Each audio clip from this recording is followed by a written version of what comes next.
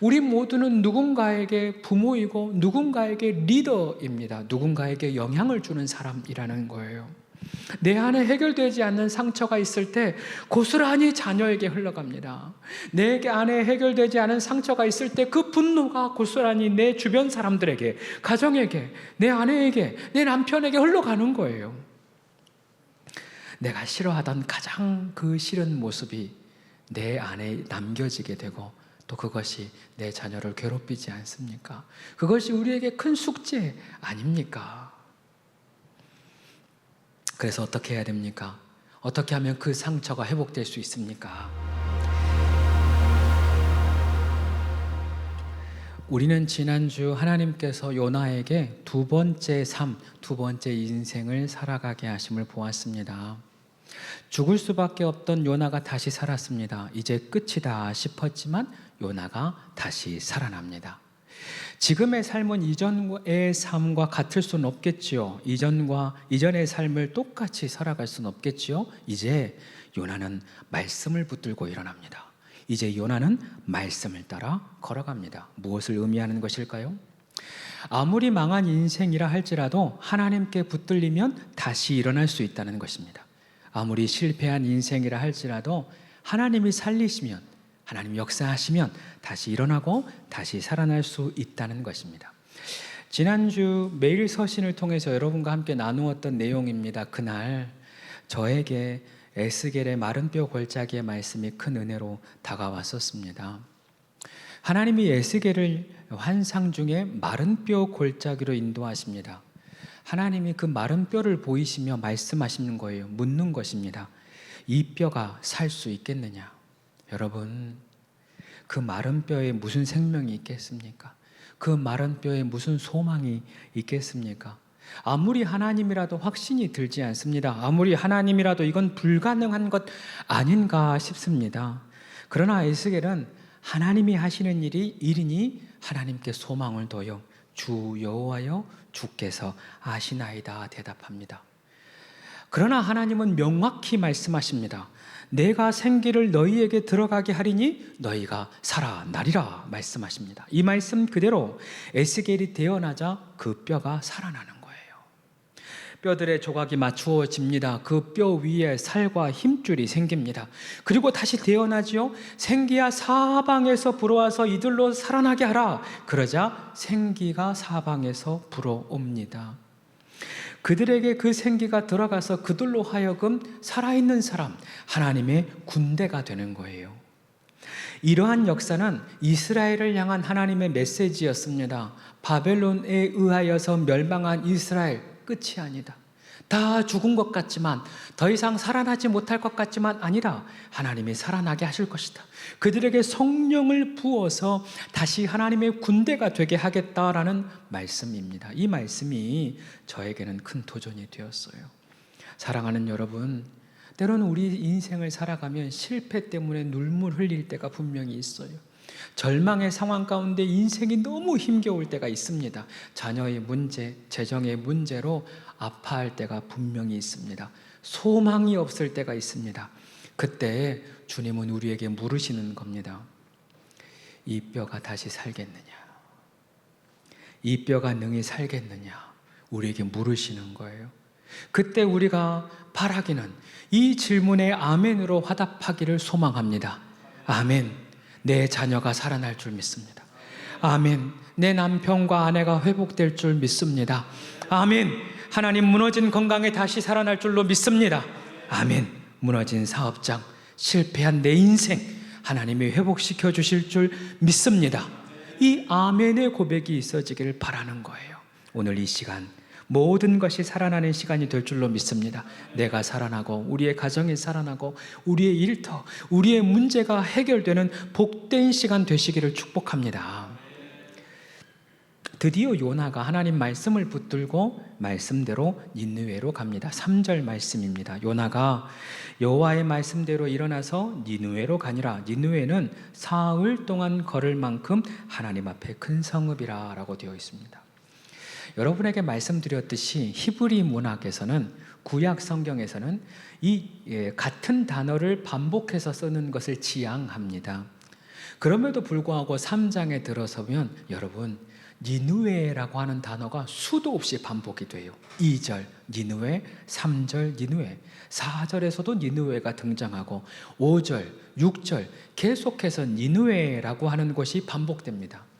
그럴 필요가 없거든요. 이 니느웨라는 말이 계속 쓰일 이유가 없어요. 그러나 하나님께서는 계속해서 반복해서 니느웨, 니느웨, 그 원수된 나라 니느웨를 부르는 겁니다. 그만큼 요나에서만큼은 이스라엘이 주인공이 아니라 이 니느웨가 주인공인 거예요.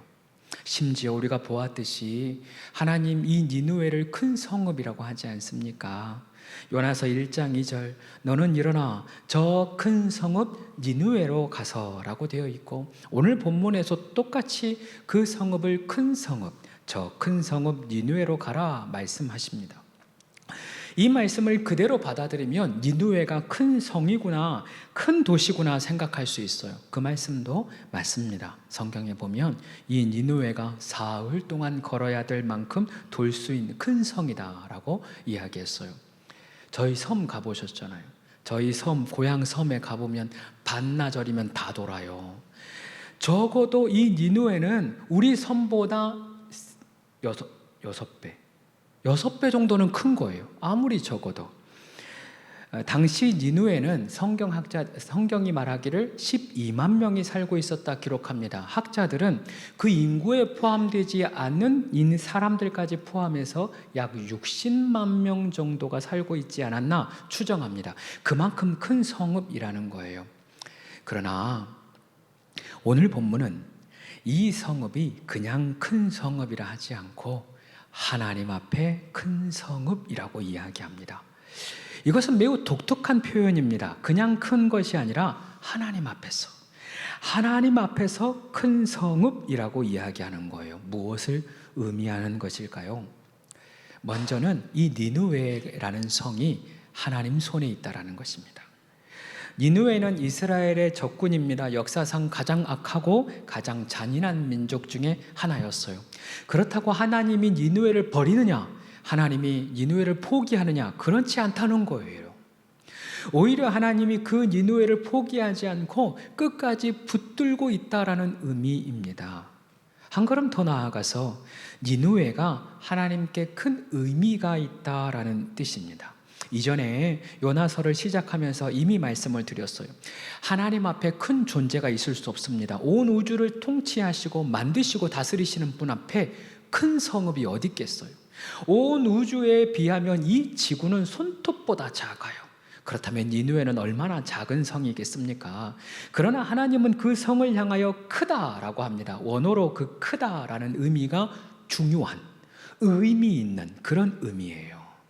즉 크다, 이 큰 성읍이라는 것은 나에게, 하나님에게 중요한 성이다, 하나님께 의미 있는 성이다라는 것입니다. 그렇습니다. 모든 인생에 의미 없는 인생은 없는 거예요. 우리가 보기에 아무리 작아도, 아무리 연약하도, 아무리 죄를 지어도 하나님 보시기에는 의미 있는 인생, 하나님 보시기에는 큰 인생입니다. 여기에 자녀들이 있는데 여러분, 그 자녀들이 하나님 앞에 큰 인생임을 믿으시길 바랍니다. 여러분이 가족과 같이 왔고 부부가 같이 있는데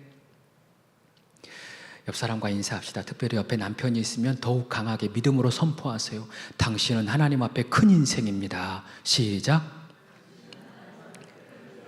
정말이에요. 우리 모두는 하나님 앞에 의미 있고 큰 사람들이라는 것입니다. 그런데 무엇보다 중요한 것은 하나님 앞에 있을 때 그 성이 의미가 있다라는 것입니다. 요나서에서는 이스라엘 민족이 언급되지 않아요. 오직 니느웨가 계속해서 언급됩니다. 그동안 이스라엘 백성들은 자신들만 택한 백성인 줄 알았고 자신들만 거룩한 백성이라고 생각했습니다. 자신들만 제사장의 민족으로 자신들을 통하여 큰 역사가 일어날 것이라고 생각했어요. 그러나 오늘 하나님은 그것이 아니라는 것입니다.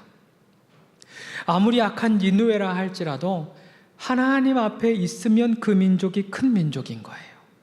아무리 심판받아 마땅할 민족이라 할지라도 하나님 앞에 있으면 의미 있고 큰 민족이 되는 것입니다. 우리도 마찬가지예요.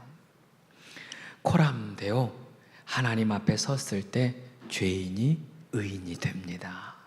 코람되어 하나님 앞에 섰을 때 아무리 연약한 인생이라 할지라도 하나님의 능력을 나타내는 인생이 되는 것입니다. 하나님 앞에 서 있으면 저주받을 인생이 축복으로 바뀌어지는 것이고, 아무리 실패한 인생이라 할지라도 코람되어 하나님 앞에 있을 때 성공한 인생으로 바뀌는 것입니다. 그럼 다시 질문해 봐야 돼요. 이 뼈가 능히 살겠느냐? 이 뼈가 능히 살겠느냐? 예, 주님. 그 뼈가 하나님 앞에 있으면 살아납니다. 그 뼈가 하나님 앞에 서면 다시 살아납니다. 눈물 나는 인생, 하나님 앞에 서면 살아나는 거예요. 고통이 있는 인생, 하나님 앞에 서면 회복이 되는 것입니다. 문제 많은 인생, 하나님 앞에 서면 그 문제도 떠나가는 것입니다. 사랑하는 여러분, 그러니 날마다 하나님 앞에 서시기를 축복합니다. 날마다 하나님 앞에 머무르시기를 소망합니다. 내 인생에 문제가 있을 때, 내 인생에 어려움이 있을 때, 내 인생에 답답함이 있을 때 더욱 하나님 앞에 서는 우리 모두가 되기를 소망합니다. 요나가 이렇게 니느웨 성읍으로 들어갑니다. 하루 동안 이곳저곳 머물면서 이곳저곳 지나면서 하나님의 말씀을 외칩니다. 참 재미있는 것이 이제야 하나님이 무슨 말씀을 하셨는지 처음 등장을 해요. 그동안 하나님이 외치라라고 했지 뭘 외치라고는 말씀을 안 하셨거든요. 도대체 요나에게 무슨 말을 했길래, 무슨 말을 하라고 했길래 요나가 싫어했나? 도대체 무슨 말을 하라 하셨길래 요나가 불순종했나? 알 수가 없습니다. 이제 요나가 그 말씀을 선포하는 거예요. 4절. 요나가 그 성읍에 들어가서 하루 동안 외쳐 이르되 40일이 지나면 니느웨가 무너지리라. 40일 지나면 니느웨가 무너지리라 하였더니, 여러분 이 말씀 보면 요나가 좋아할 것 같지 않아요? 니느웨가 망한다는데 왜 싫어하겠어요? 니느웨가 무너진다는데 왜 싫어하겠어요? 기쁜 소식이지요. 그러나 요나는 혹여나 그 말 듣고 회개할 사람이 있을까 봐 싫은 거예요. 40일 이후에 망한다고? 그러면 내가 40일 동안 도망가면 되겠네. 40일 동안 말을 안 하면 되겠네. 40일 동안 선포하지 않으면 자연스럽게 망하겠네. 이 마음이 드는 거예요. 어떻게든 하나님의 뜻을 돌이키지 않게 하기 위해서, 어떻게든 하나님이 회개하는 백성 안 살리게 하기 위하여서 40일 동안 도망가는 것입니다. 여러분, 요나의 마음에 무엇이 문제입니까? 요나의 마음에 니느웨에 대한 분노가 있는 거예요. 어떻게든 저 니느웨는 망해야 된다. 어떻게든 저 니느웨는 멸망해야 한다라는 마음이 있는 거예요. 니느웨가 그 마음 가운데 용서가 안 되는 겁니다. 그런데 여러분, 어디 요나뿐이겠습니까? 우리도 마음속에 미운 사람 하나씩 있어요. 우리 마음에도 용서하지 못하는 사람들 한 명씩은 있습니다. 물론 여러 명 있는 사람도 있어요. 그런데 한 명씩 이상은 분명히 있어요. 도무지 축복하지 못할 사람들이 있습니다. 왜 용서가 안 됩니까? 왜 축복이 안 될까요? 먼저는 내가 죄인됨을 온전히 깨닫지 못하기 때문이에요. 내가 진짜 죄인임을 깨달아 알면 다른 사람의 죄가 신경이 안 쓰여요. 저 사람이 진짜 나쁜 사람이야 하는 생각에서 내가 진짜 죄인이구나, 내가 정말 나쁜 사람이구나, 이렇게 바뀌어집니다. 언젠가 박리부가 사모님의 간정을 들은 적이 있어요. 교회에서 여러 날 집회를 하는 말씀 집회가 있었답니다. 그 말씀 집회에 병이 났고 큰 역사가 일어나는 기적은 없었지만 놀라운 일이 일어났대요. 남편이 용서가 안 되던 아내 집사님이 남편이 이해가 되어지고 그 이해를 넘어서 용서가 되더래요. 그리고 오히려 내가 죄인이구나, 내가 잘못 살았구나, 내가 잘못했구나라는 게 깨달아지더래요. 그렇게 받아들여지더랍니다. 그래서 오히려 남편이 잘못한 게 분명히 맞는데 그 남편에게 가서 사과하게 되었대요. 그러면 남편이 회개하고 돌아오느냐? 그렇지 않아요. 남편이 그 말 듣고 그래 당신이 잘못했어 그랬대요. 그런데 정말 중요한 것은 그 다음 집회에 그 남편이 나왔대요. 그 다음 집회에 도대체 아내에게 무슨 일이 있었나 싶어서 교회에 나오게 되었답니다. 이렇듯 내가 정말 죄인이라는 것을 깨달아 알게 되어지면 용서하지 못할 사람이 없어요. 내가 죽을 만큼 죄인인 것을 알면 모두가 나보다 나은 사람으로 여겨집니다. 이 부분을 조금 더 깊이 다음 주에 이야기하게 될 거예요. 다음 주에 꼭 나오세요. 한 걸음 더 나아가서 우리가 용서 안 되고 축복이 안 되는 이유가 하나 더 있어요. 언급했듯이 내 안에 상처, 내 안에 아픔이 아직 아물지 않아서예요. 상처는 우리를 계속해서 넘어뜨리는 통로가 됩니다. 저희 아버지는 젊었을 때, 그리고 제가 다 장성하기까지 술을 정말 많이 드셨어요. 그런데 언제 술을 마셨나 제가 가만히 보니까 자존심 상한 일이 있을 때, 누군가 자신을 무시할 때 술 뚜껑을 따는 거예요. 저희 집이 너무 가난해서 우리 맏이었던 아버지가 5남매 키우시느라고 어린 나이에서부터 배를 탑니다. 그래서 하고 싶은 공부를 못했어요. 그 서러움이 있는 거예요, 마음에. 그래서 그 서러움 건드려지면 그때부터 술을 마시기 시작하는 거예요. 언제까지? 내가 술 때문에 더 이상 걷지 못할 때까지, 내가 술 때문에 움직이지 못할 때까지 술을 마시는 거예요. 그래야 이 분노가 사그러드는 겁니다. 무엇이 문제입니까? 그 안에 상처가 해결이 안 되는 거예요. 그 안에 분노의 근원, 상처가 사그러들지 않은 거예요. 계속해서 사단이 그 상처를 건드는 것입니다. 다시 말해, 지금 이 요나 안에 자기도 모르게 상처가 하나님을 대들게 하는 거예요. 상처가 하나님으로 맞서게 하는 것입니다. 이러한 모습은 목사인 저에게도 큰 경각심을 일으킵니다. 요나가 선지자잖아요. 선지자인 요나 안에 상처가 해결되지 않으면 하나님을 떠나는 거예요. 불순종하는 것입니다. 목사도 마찬가지겠구나 싶은 거예요. 목사인 제가 상처가 해결되지 않으면 자꾸만 하나님을 부인하게 하고, 어느 날 그 상처 때문에 죄를 짓게 되고, 어느 날 그 상처 때문에 교인들을, 성도들을 잘못된 길로 인도할 수도 있겠구나 싶은 마음이 드는 거예요. 그러니까 여러분, 저한테 상처 주지 마요. 연약한 사람, 여린 사람이잖아요. 그런데 이것이 비단 저뿐만이 아니라 여러분도 마찬가지예요. 우리 모두는 누군가에게 부모이고 누군가에게 리더입니다. 누군가에게 영향을 주는 사람이라는 거예요. 내 안에 해결되지 않는 상처가 있을 때 고스란히 자녀에게 흘러갑니다. 내 안에 해결되지 않은 상처가 있을 때 그 분노가 고스란히 내 주변 사람들에게, 가정에게, 내 아내에게, 내 남편에게 흘러가는 거예요. 내가 싫어하던 가장 그 싫은 모습이 내 안에 남겨지게 되고, 또 그것이 내 자녀를 괴롭히지 않습니까? 그것이 우리에게 큰 숙제 아닙니까? 그래서 어떻게 해야 됩니까? 어떻게 하면 그 상처가 회복될 수 있습니까? 많은 사람들이 이 상처를 갚아주면 해결될 거라고 생각해요. 어떻게든 간에 이것을 복수하고 이것을 갚아주면 내 속이 시원할 것 같은 거예요. 그래서 우리 모두가 요나예요. 요나같이 하는 거예요. 갚아주고 싶은 거예요. 그러나 내가 복수하고 갚아준다 해서 그 상처가 씻겨지는 것은 아닙니다. 오히려 그 복수로 인하여서 오히려 더 큰 상처가 생기고 더 큰 아픔이 생깁니다. 여러분 기억하세요. 상처를 치유할 수 있는 것은 하나님의 사랑밖에 없습니다. 상처의 약은 사랑밖에 없어요. 사람의 사랑으로는 안 돼요.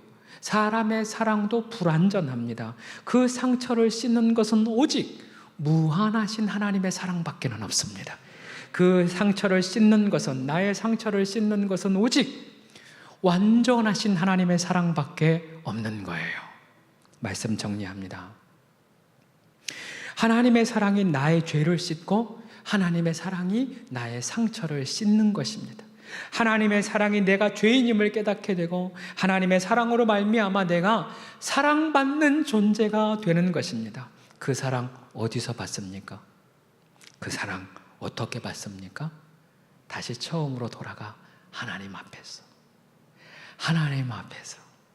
하나님 앞에 내가 서 있을 때 그 사랑을 받는 거예요. 뭘 하지 않아도 괜찮아요. 그 하나님 앞에 오기만 하면 돼요. 그 하나님 앞에 서 있기만 하면 돼요. 그 하나님 앞에 앉아 있기만 하면 됩니다. 그러면 하나님이 사랑을 부어주시고, 그러면 하나님이 은혜를 부어주시는 거예요. 어떤 날은 내가 답답할 수 있어요. 그 사람 앞에 가만히 앉아 있는데 내가 무엇 하나 하는 생각이 들 수도 있어요. 그러나 믿는 거예요. 내가 하나님 앞에 있으니 하나님의 사랑을 부어주실 것을 믿는 겁니다. 내가 하나님 앞에 있으니 하나님이 은혜를 주실 것을 믿는 거예요. 내가 하나님 앞에 있으니 약속하신 말씀대로 하나님이 나를 품어주실 것을 믿는 거예요. 찬송가 중에 요즘에는 잘 안 부르는 찬양인데 제가 참 좋아하는 찬양입니다. 예수 앞에 나오면이라는 찬양이에요. 예수 앞에 나오면 죄사함 받으며 주의 품에 안기어 편히 쉬리라. 이게 얼마나 은혜 되는지 몰라요. 예수 앞에 나오기만 하면 되는 거예요. 그 앞에 어떤 몸부림이나 그 앞에 어떤 행위가 중요한 게 아니라 예수 앞에 나오면 죄사함을 받고 주님 품에 안기고 우리 안에 평안이 시작되는 것입니다. 그 2절은 예수 앞에 나가자는 거예요. 예수 앞에 나와서 은총을 받으며 마음의 기쁨 넘치어 감사하리라. 우리 주만 믿으며 모두 구원 얻으며 영생 복락 멸류관 확실히 받겠네. 할렐루야. 이렇게 주님 앞에 나오면 은혜를 입습니다. 주님 앞에 나오면 구원을 얻습니다. 주님 앞에 나오기만 하면 영생복락 면류관을 확실히 받습니다. 사랑하는 여러분, 주님 앞에 나와왔으니 오늘 이 시간 그 사랑을 받으십시오. 주님 앞에 나와왔으니 오늘 이 시간 주님의 구원을 받으십시오. 주님 앞에 나와왔으니 그 사랑을 충만히 받으시기를